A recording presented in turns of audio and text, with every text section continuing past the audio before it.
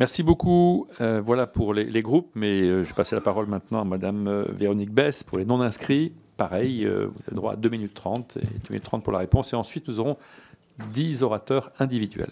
Merci, Monsieur le Président. Je croyais que vous m'aviez oublié.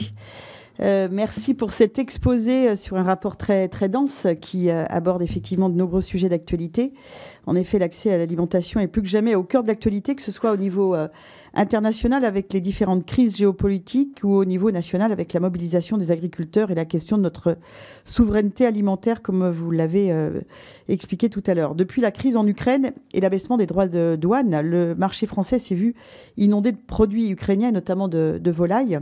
Nos agriculteurs se sont retrouvés assez seuls face à des produits qui ne respectent pas nos normes sanitaires, environnementales et sociales, et conjugués aux crises sanitaires, climatiques également, qui touchent les élevages, cette décision contribue à affaiblir les différentes filières et notre souveraineté alimentaire. Alors, c'est d'ailleurs la même inquiétude concernant la signature des accords du Mercosur.